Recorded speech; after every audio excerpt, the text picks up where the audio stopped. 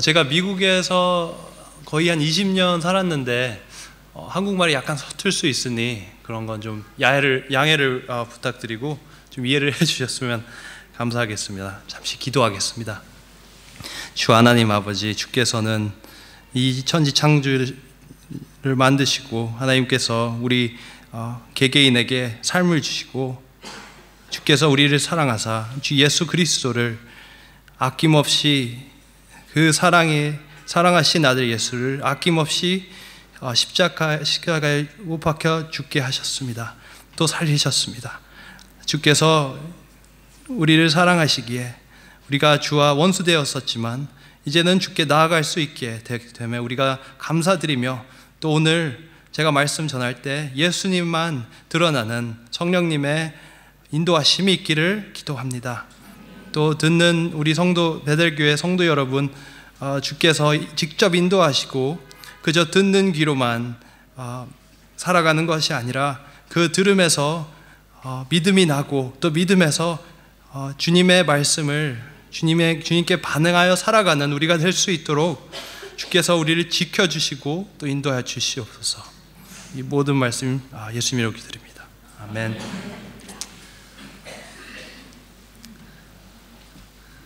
제가 말씀을 전하기 전에 여러분께 질문을 하나 여쭙고 싶은데요. 여러분에게 하나님은 어떤 분이신가요?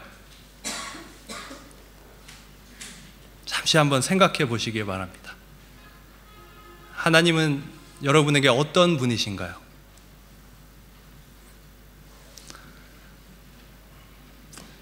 제 할아버지는 목사님이셨기에 우리 가족은 항상 교회를 제가 어릴 때부터 한국에서 흔히 말하는 모태신앙을 가지고 이제 교회를 매주 다녔습니다. 또 이제 미국에 와서 교회를 빠진 적이 많이 없는 것 같아요. 근데 어릴 때는 제가 하나님을 그저 있는 분이라고, 하나님이 계시다, 실제 하신다, 이것만 믿으면 이게 되는 거지, 이렇게 일을 한 것 같습니다. 그런데 제가 이제 미국에서 중고등학교, 고등학교를 지나오면서 제가 생각을 좀 더 해보니 내가 정말 하나님을 믿는가? 한 번은 우리 이제 부모님께서 이제 세례를 받으라 이렇게 권하셨는데 저는 그때 답이 저는 아직 준비가 되지 않은 것 같아요. 왜냐하면 이 복음에 대해서 이해를 하지 못했기 때문에 그런 답을 했습니다. 그래서 고등학교 때는 제가 그냥 진솔하게 나는 하나님을 믿지 않는다라고 이제 교회를 계속 다니면서 이렇게 살았습니다. 그때 제가 제 친구 교회를 다녔는데 그 친구가 사실 그 교회 목사님의 아들이었어요. 근데 그 친구도 그때는 무신론자였어요. 그때는 교회를 다니고 목사님의 아들이었지만 하나님을 믿지 않은 상태였어요. 그래서 우리가 그때 친한 친구였기에 이러한 얘기도 편히 서로 얘기하고 터놓고 얘기해서 하나님이 진짠가? 다른 종교가 여러 개 있는 게 미국에는 정말 수많은 종교들이 있는데 세상에는 어떻게 이슬람교 또 불교 이런 기독교가 왜 진리인가? 그것을 어떻게 알 수 있나? 이런 약간 철학적인 얘기를 자주 했습니다. 이제 그러면서 제가 한 가지 깨달은 게 다른 종교는 사람이 자기가 깨달음으로 이 이치와 진리라고 이제 주장을 하는데, 아니면 또 다른 종교에서는 사람 자신이 내가 이걸 신에게 계시를 받았다 이렇게 주장을 하는데, 성경의 하나님만은 하나님께서 직접 이 육신을 입으시고 세상에 오셨다, 그리고 그 예수님이 하나님으로서 계시를 하셨다 이렇게 나오는데, 그것은 정말 이게 많은 사람들이 프루브할 수 없는 이게 증거를 내놓을 수 없지만 이 예수님은 이 땅에 계셨고 그리고 이 땅에 죽으심과 부활하심이 증인들이 있었기에, 그럼 이 종교는, 이 예수님은 진짜 하나님이시겠다 이렇게 결론을 제가 내렸어요. 그래서 그때부터 정말 이게 진리라면, 내가 하나님의 아들 예수님이 이 땅에 오신 게 진리라면 나는 그 하나님을 따라 살아야겠다. 그렇게 결정을 하고 결심을 하고 살았습니다. 그래서 그전에는 사실 제가 설교를 들을 때, 이제 고등학교 때 맨날 졸았어요. 정말 맨날 졸았어요. 그리고 성경도 절대 보지 않고 그냥 찬양도 그냥 붕어처럼 이렇게 립싱크만 하고, 제 삶은 하나님과의 전혀 관계가 없는 삶이었어요. 그러면서 이 결심을 하고, 그때부터 그러면 내가 이 설교를 계속 들어야겠다. 그리고 이 성경을 읽어야겠다. 그래서 그때부터 설교를 열심히 들었어요. 정말 잠이 오면 무릎을 꿇고 제가 앉아서 안 자려고 그렇게 설교를 듣고, 또 집에 가서 성경도 매일 읽고, 창세기, 레위기 읽으면서, 레위기 혹시 읽어보셨으면 아시겠지만 정말 어려운 그런 것들이 많은데, 저는 그때 어린 마음에 그냥 이거 하나님이 하신 말씀이니까 순종을 해야겠다, 약간 그런 열심으로 살았던 것 같습니다. 근데 여러분, 제가 그때 이 복음에 대해서, 예수님이 우리 죄인들을 위하여 십자가에 죽으시고 부활하셨다, 생명을 주시기에 부활하셨다, 이 말씀을 제가 들을 때, 십자가에 대한 말씀을 들을 때 제게는 아무 감동이 없었습니다. 그래서 저는 그때 중고등부 애들을 이제 가르치기 시작했고, 교회에서 섬기고 이제 그런 삶을 살고 있었는데, 또 제 개인적인 삶에서 하나님의 말씀을 이제 따르려고 노력하고 그러고 있었는데, 예수님의 십자가 복음의 메시지가 올 때면 와닿지가 않는 거예요. 그러면서 제가 한국에 한번 들렀었는데, 우리 친할머니께서 이제 돌아가셨는데, 제가 그때 처음으로 제 삶에서 처음으로 장례식에 간 것 같아요, 제 기억으론. 근데 제가 그렇게 슬픈 경험은 처음 한 것 같아요.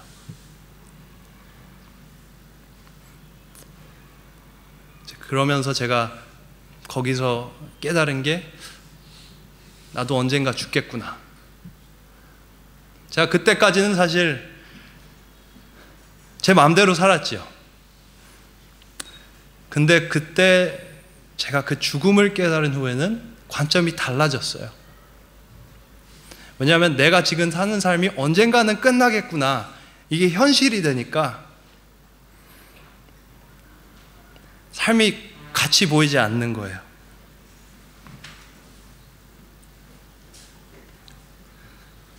근데 여러분, 제가 하나님을 섬기고 하나님께 이제 열심을 바치겠다고 이제 말씀을 드렸잖아요. 근데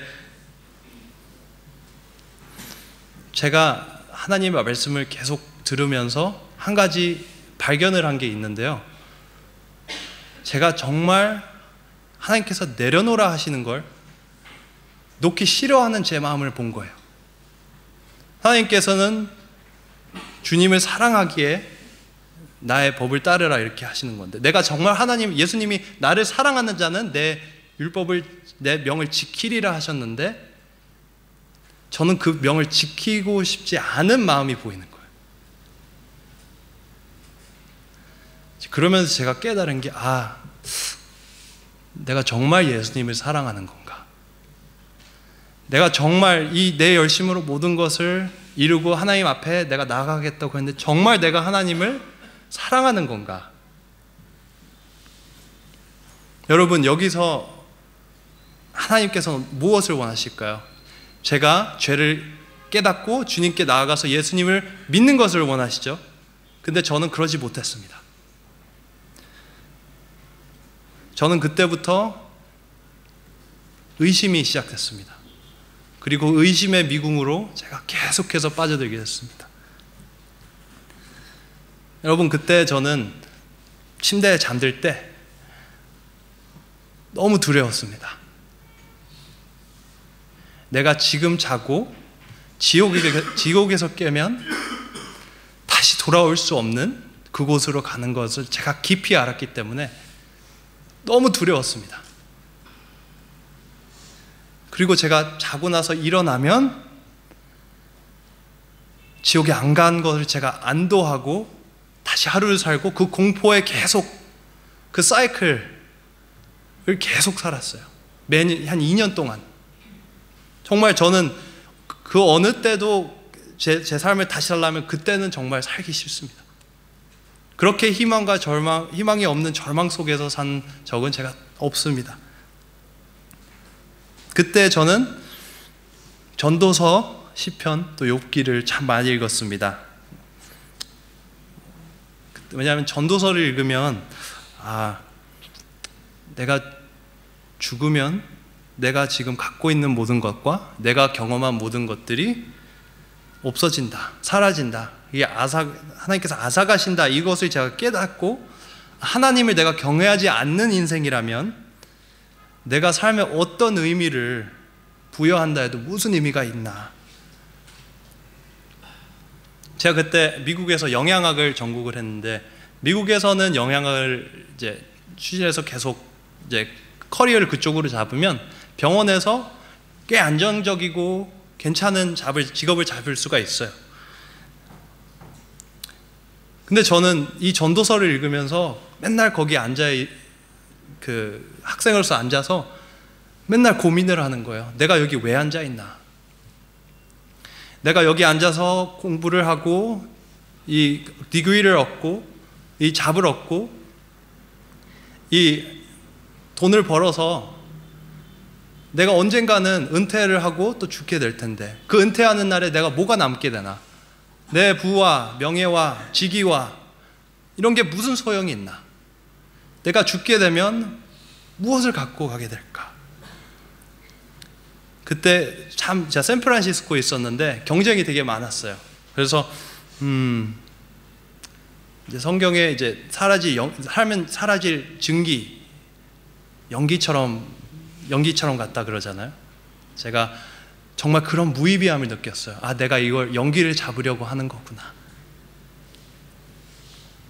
또 제가 시편을 읽을 때면 여러분 정말 마음이 어려우실 때 시편을 읽으시기를 추천합니다. 시편을 읽으면 시편 기자들이 정말 숨김없이 깊은 마음속에 고난과 고통을 고백합니다.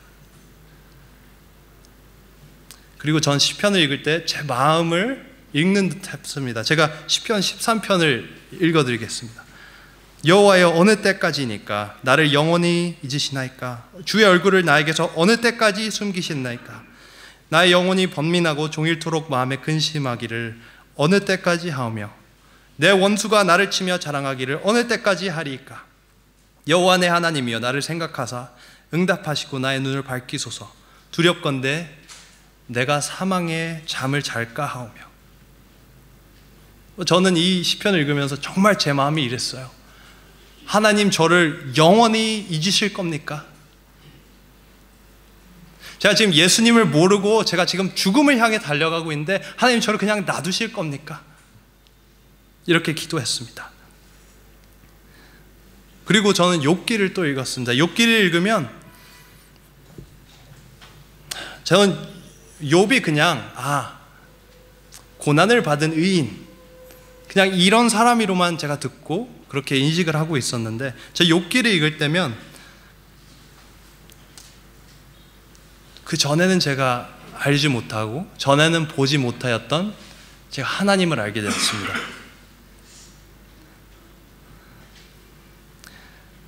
욥기 안에는 하나님에 대한 광대하심과 부인할 수 없는 위대하심이 담겨 있습니다. 욥의 얘기 잘 아시겠지만 욥은 의인이었습니다. 하나님이 사탄한테 자랑할 정도로 욥은 의인이었습니다. 하지만 사탄은 하나님께서 욥에게 모든 부와 명예와 재산을 주었기 때문에 하나님을 따르는 거라고, 하나님이 만약에 그것을 모두 앗아간다면 욥은 하나님을 저주할 것이라고 주장을 했습니다. 그래서 하나님이 그러면 사탄에게 이제 너가 생명은 건들지 말고 그의 삶에 대한 모든 권한을 줄 테니 You have his life. 그래서 사탄이 그때부터 역사를 하는데, 그때 어떻게 되냐면 욥은 가지고 있는 모든 것을 잃습니다. 수많은 부와 명예, 가족들과 또 마지막까지는 극심한 병에 고통을 앓게 됩니다. 이게 얼마나 아팠냐면 친구 셋이 욥을 위로하러 왔는데 얼마나 그 고통이 컸냐면 그 셋이 7일 동안 아무 말도 못하고 옆에 앉아만 있었어요. 그만큼 심한 고통에 있었습니다. 여기서부터 욥과 욥의 친구들은 대화를 하기 시작합니다. 욥의 친구들은 욥이 죄를 지어서, 너는 하나님께 죄를 지었기 때문에 이런 참담한 결과를 겪게 된 거라고 주장합니다. 근데 욥은 어떻게 하죠? 나는 죄를 지은 적이 없다. 만약에 내가 하나님 앞에 서게 된다면 나는 내 죄를, 내 깨끗함을, 나의 의를 결백해가지고 주장하겠다, 이렇게까지 말하였습니다. 그리고 욥은 하나님을 저주하지는 않았습니다. 근데 욥은 자신의 태어남을, 자신의 태생을 저주했습니다. 저도 이 부분을 보면서 내가 지금 죽는다면 지옥에 갈 텐데 내가 차라리 태어나지 않았으면, 차라리 이 고통을 겪지 않았으면 어땠을까요? 하나님, 왜 나를 만드신 건가요? 저도 그 울분을 그때 욥기를 읽으면서 토해냈습니다.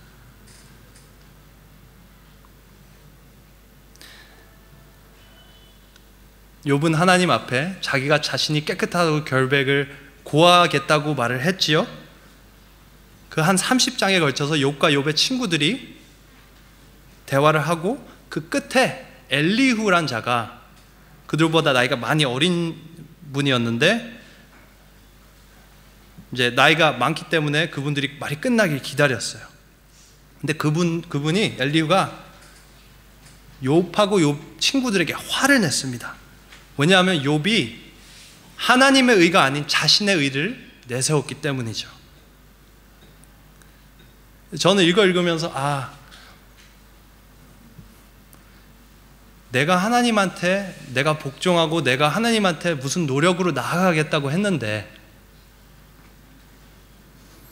이게 아무 가치가 없구나.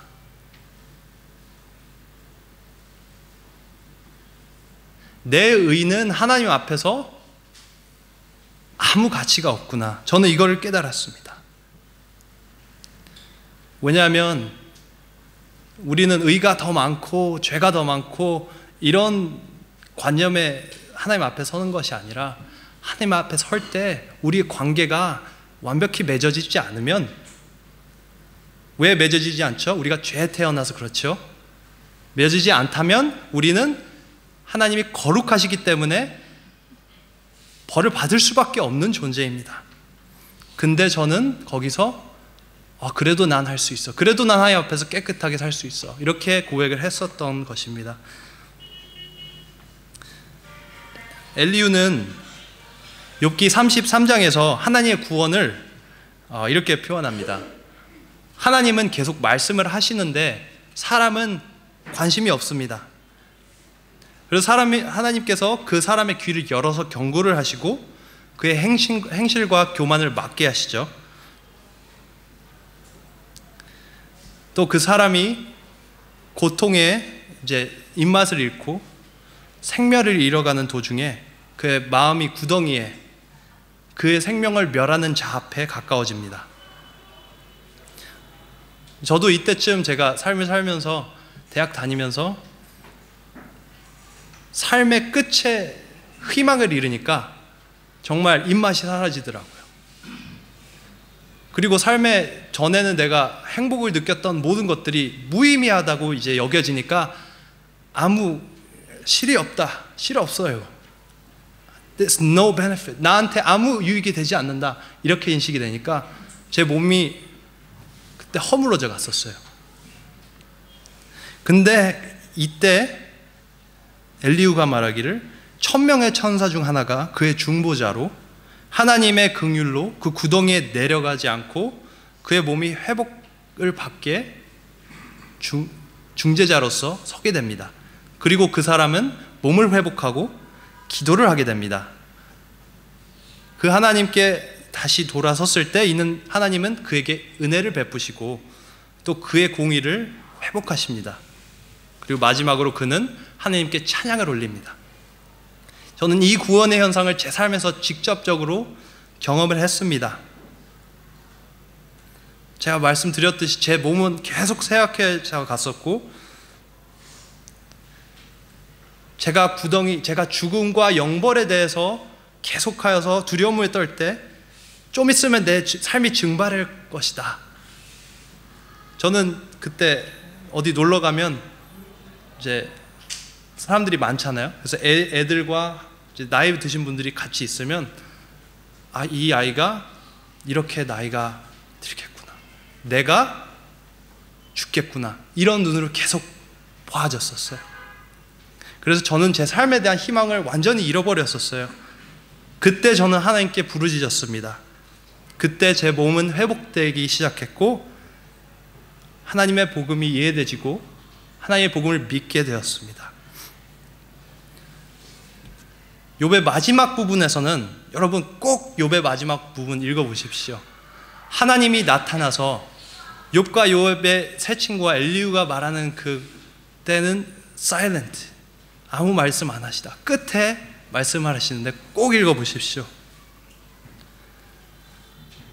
하나님께서 우리를 겸손케 하십니다. 그 말씀을 통해서. 33장 1절에서 3절 말씀입니다. 그때 여호와께서 폭풍우 가운데에서 욥에게 말씀하여 이르시되 무지한 말로 생각을 어둡게 하는 자가 누구냐? 너는 대장부처럼 허리를 묶고 내가 내게 묻는 것을 대답할지니라. 이때까지는 욥이 하나님이 이 법원에서 하나님이 자기가 저지고 욥이 자기가 심판자이고 하나님이 법원 앞에 서는 accuser, 그런 자리로 서 있었는데 나는 결백하다. 그리고 하나님이 내 앞에 선 다음에 나는 결백을 고하겠다 했는데 여기서는 어떻게 됩니까? 완전히 바뀝니다. 하나님의 권위 앞에서 사람의 우리의 위치를 알게 하신 겁니다. 38장 4절입니다. 내가 땅의 기초를 놓을 때 네가 어디에 있었느냐? 네가 깨달아 알았거든 말할지니라. 38장 12절입니다. 내가 너희 날에 아침에게 명령하였느냐? 새벽에게 그 자리를 일러주었느냐? 25절입니다. 누가 홍수를 위하여 물길을 터주었느냐? 우레와 번개길을 내어주었느냐? 40장 22절입니다. 트집 잡는 자가 전능자와 다투겠느냐? 하나님을 탓하는 자는 대답할지니라. 욥은 이때 말합니다. 보소서, 나는 비천하니 무엇이라 주께 대답하리이까? 손으로 내 입을 가릴 뿐이로소이다. 내가 한 번 말하여 싸운즉 다시는 더 대답하지 아니하겠나이다. 하나님이 마지막으로 답변하시되 내가 내 공의를 부인하려느냐? 내 일을 세우려고 나를 악하다 하겠느냐? 내가 하나님처럼 능력이 있느냐? 하나님처럼 천둥 소리를 내겠느냐? 저는 이 말씀을 읽고 제가 하나님 앞에 그런 권세가 아무 내세울 게 없다는 것을 깨달았습니다. 하나님 주권은 absolute, 완벽하십니다. 그래서 저는 지식으로는 그때 깨달았는데요, 이것을 제가 직접 몸소 경험한 적이 있습니다. 여러분 혹시 이스라엘이란 이름이 어떻게 생겨난 줄 아십니까? 야곱이란 자는 아시죠? 이제 야곱이 이제 천사와 씨름해서 그 이스라엘의 이름을 받았는데요, 야곱이 하나님의 천사와 씨름을 해서 대면을 해서 하나님과 동이 틀 때까지 계속 씨름을 해서 천사가 여기를 치고 이제 평생 이제 다리를 절게 됐죠. 그런 사건이 있었는데 야곱은 놓지 않았어요, 천사를. 그냥 하나님께 복을 받기 위해서, 하나님께 이름을 받기 위해서. 그래서 제가 그 말씀을 보고, 아, 야곱은 하나님께 복을 받기 위해서 하나님과 싸웠구나. 그래서 제가 너무 그때는 무식했는데, 그러면 내가 하나님을 알고 하나님의 복을 받으면 내가 하나님과 싸워야 되겠다, 이렇게 생각을 한 거예요. 절대 그렇게 생각하시면 안 됩니다. 근데 제가 정말로 학교 끝나고 일 끝나고 한 9시, 밤 9시쯤에 지하철에서 내려서 그 말을 제 생각에서 딱 했어요. 하나님, 저는 당신과 싸우겠습니다. 근데 집에 가는 도중에 강도질을 당한 거예요. 그래서 2명의 그때 흑인이 와가지고 저를 막 밟고, 막 제가 막 사온 그런 쇼핑백 그것도 가져가고,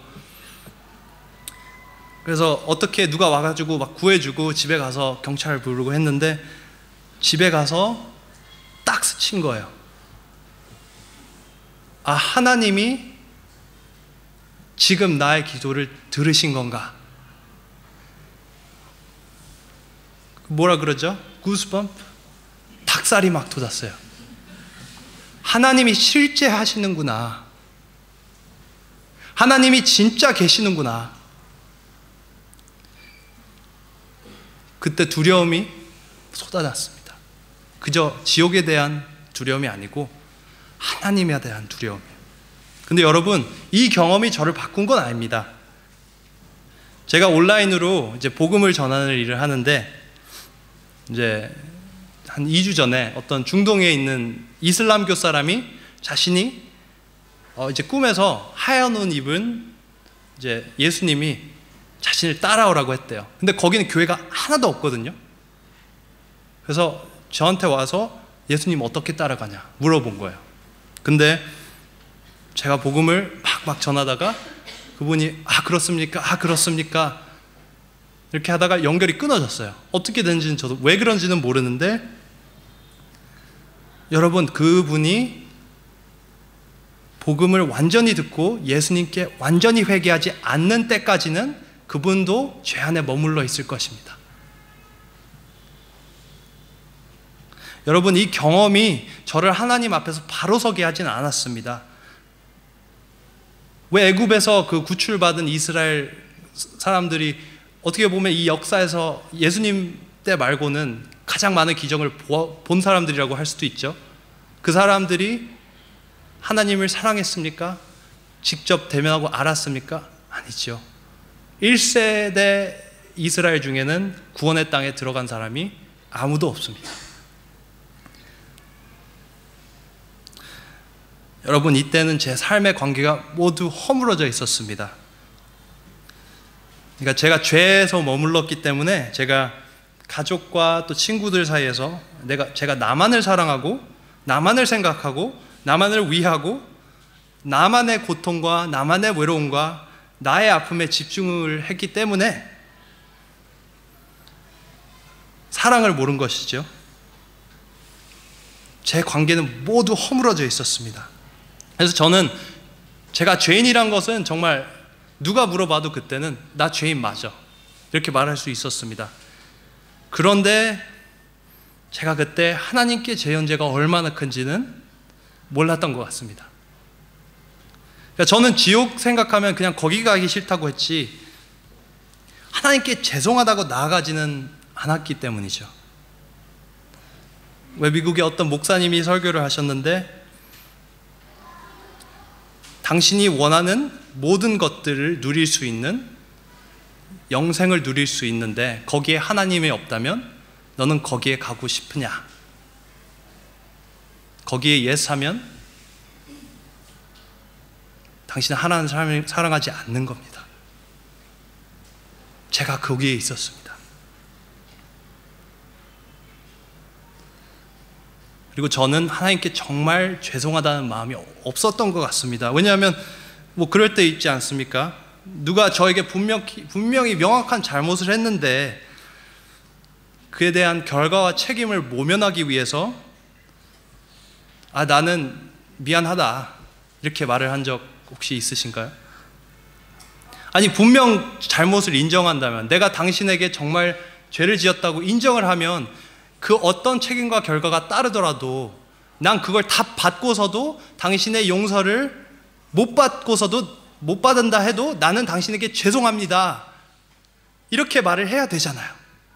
근데 저는 그렇지 않았습니다. 저는 하나님께 정말 죄송한 것을 몰랐습니다. 하나님께 정말 제가 죄를 지었다는 것을 마음 깊이는 몰랐습니다. 그냥 지옥에 가기 싫었었지, 하나님이 어떠한 분이시고 그런 분에게 제가 죄를 지었다는 것은 그때 알지 못했습니다. 근데 이 무렵에 제가 이때까지는 정말 제 자신에게만 집중이 돼 있었어요, 제 삶이. 근데 이때 제 마음의 눈이 하나님 아들 예수께서 죽으신 십자가로 돌려지기 시작했습니다. 저는 이제 깨닫기 시작했습니다. 십자가가 왜 십자가인지, 십자가가 왜 중요한지, 어떻게 죄인을 살리는지 이해가 되기 시작했습니다. 내가 하나님께 죄인이고 내가 죽고 영벌을 받아야 마땅한데 하나님께서 영원 안에서 사랑하신 그 아들을, 여기 자녀분들 계신 분들, 부모님들 계시겠지만 당신을 싫어하시는 그런 사람을 위해서, 살리기 위해서 자신의 아들을, 딸을 내놓을 수 있으십니까?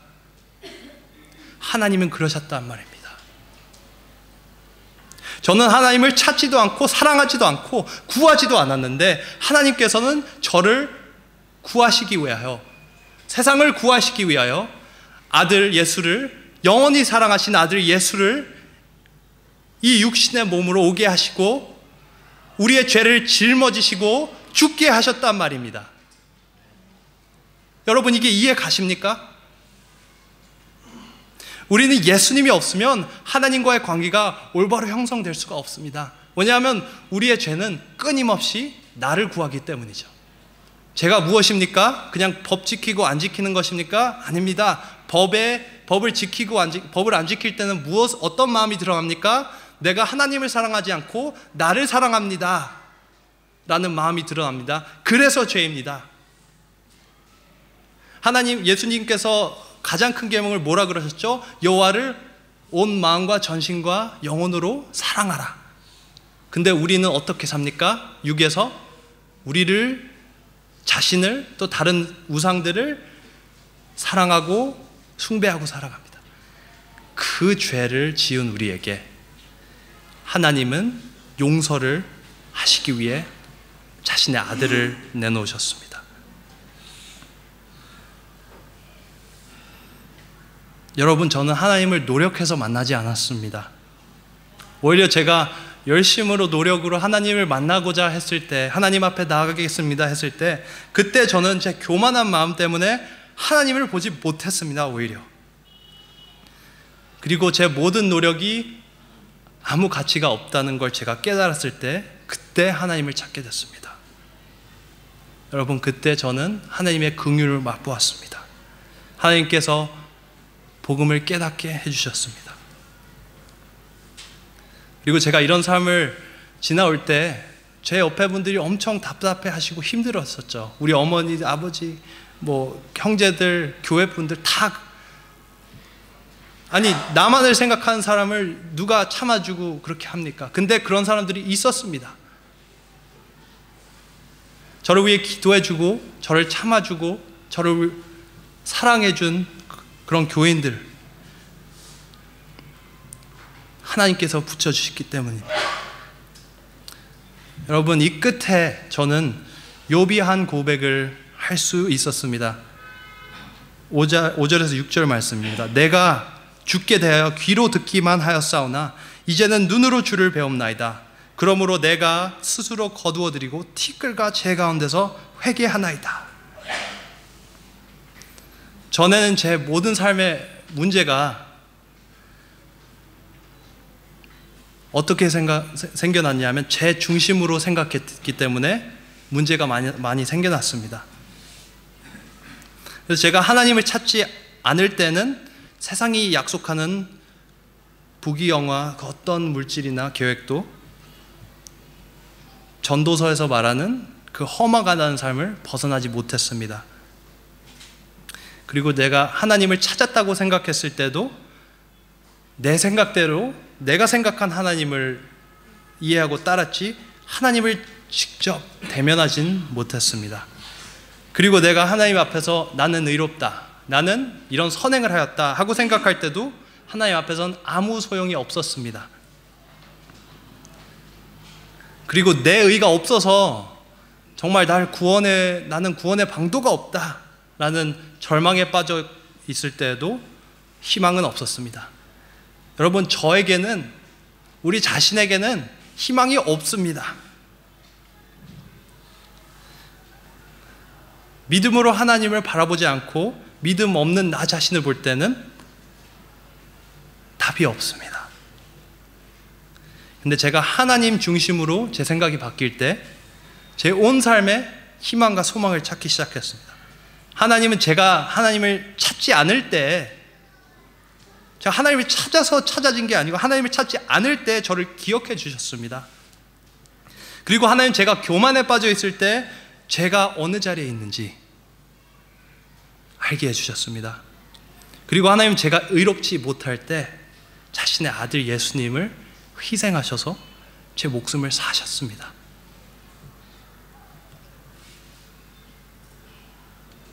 하나님을 사랑하지 않은 저에게, 그리고 아무 자랑할 것 없는 저에게, 의가 없는 저에게 예수님의 완벽한 일을 저에게 선물로 주셨습니다.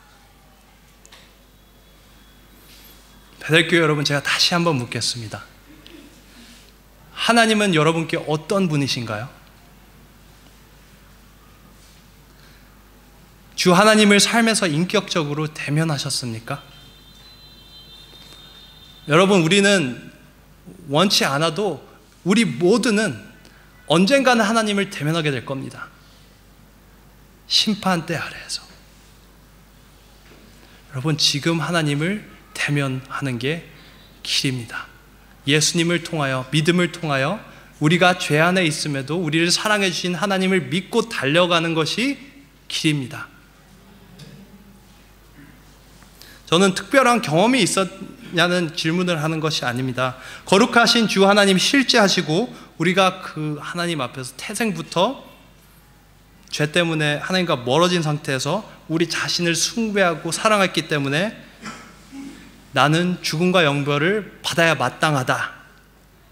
그렇지만 하나님께서 나를 사랑하시고 예수님이 나를 위해 죽으셨기 때문에, 또 부활하셨기 때문에 나는 영생을 얻을 수 있다. 이 사랑의 하나님을 삶에서 만나셨나요?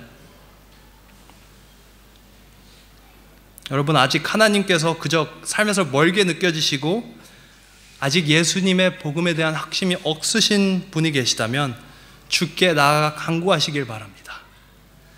주께서는 은혜로우시고 주는 주를 찾는 자를 외면치 않으십니다.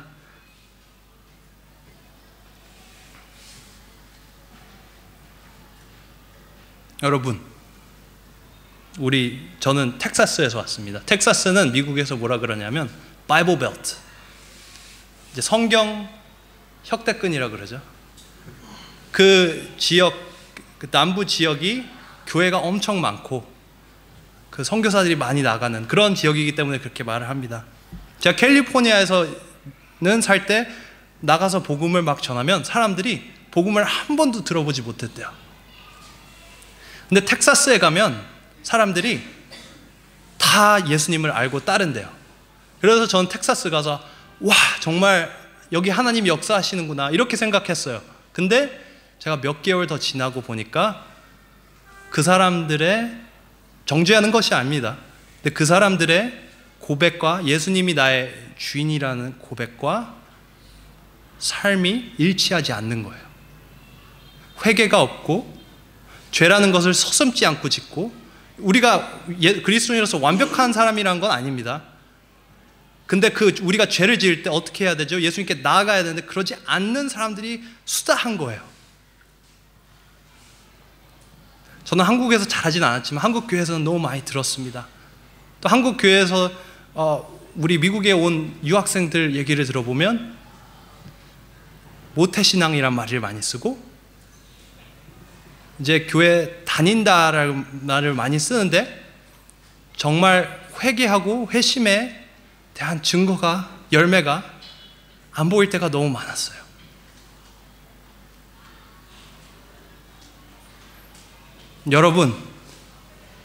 여러분이 정말 하나님께서 죄인이란 걸 믿으십니까?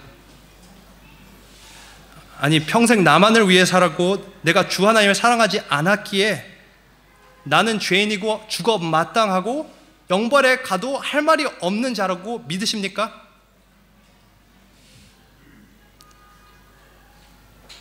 여러분, 하나님이 사랑하신 아들 예수를 세상의 죄를 직접 짊어지시고 3일 만에 부활하셔서 그것을 믿고 나아가는 자에게, 예수님이 따라가는 자에게, 뭐를 지고 따라가야 되죠? 십자가를 따라가는 자에게 용서와 영생을 약속하십니다. 여기서 혹시 내가 예수님을 내 주로 영접하지 않은 분이 계십니까? 그리고 내가 죄인인데 나는 예수님밖에 살 길이 없다 라고 아직 고백하지 못하신 분이 계십니까? 만약에 계시다면 이곳에서 손을 들어주시기 바랍니다.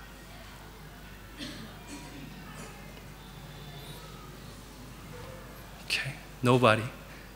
그러면 두 가지입니다. 한 가지는 여기에 손 안 드신 분들이 예수님을 영접하셨거나 또 다른 분들은 예수님 아직 영접하지 않으신 분이라고 생각이 될 수도 있습니다.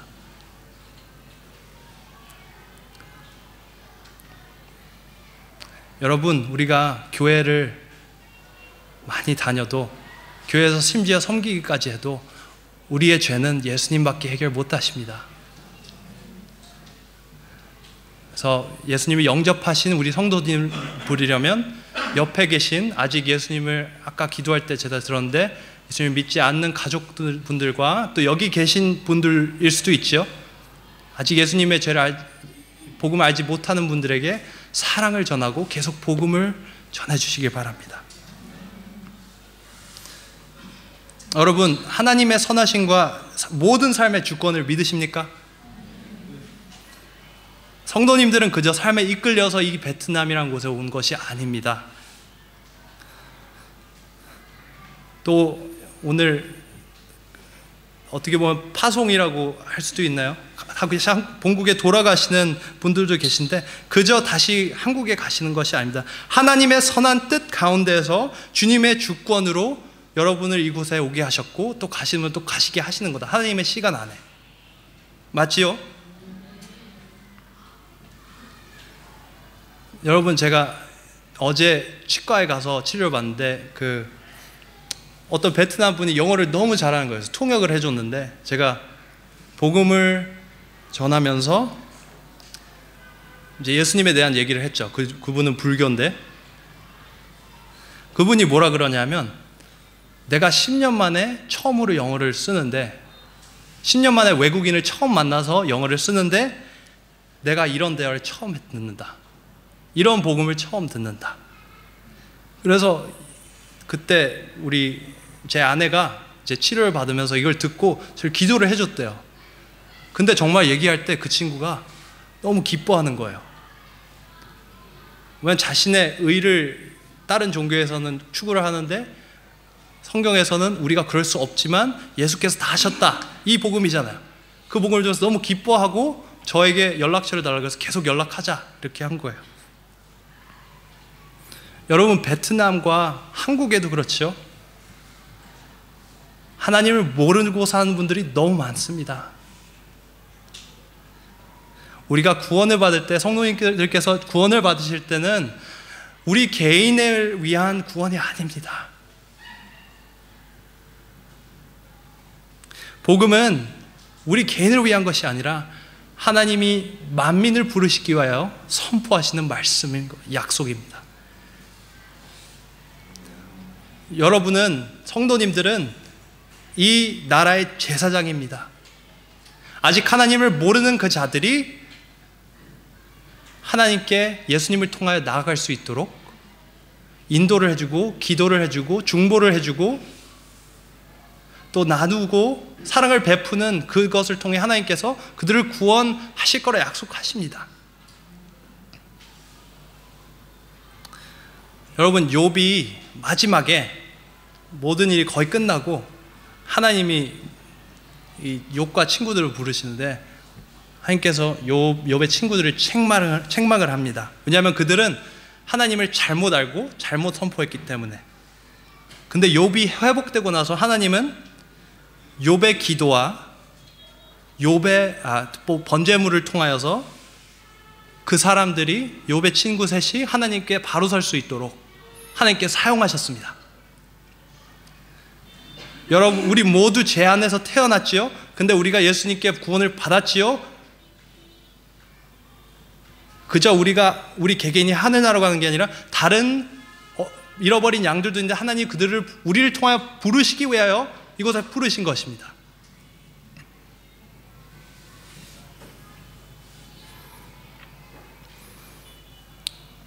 베델교회 성도 여러분, 이곳에 살아가시면서 이곳에 머무는 이웃 주민들과 또 한국에서 온 분들 중에 하나님 모르는 분들 많지요? 그분들에게도 사랑과 하나님의 은혜를 나누고 베풀 수 있는, 또 우리가 선행으로만 복음을 전할 수는 없죠. 말로 같이 해야지요. 그 예수님의 사랑을 전하는 우리 성도분들 되기를 기도합니다. 또 한국에 돌아가시는 분들도 가족과 한국에 있는 잃어버린 양들을 위하여 하나님께 순종하여 쓰임 받기를 제가 기도합니다. 기도하겠습니다. 주 하나님,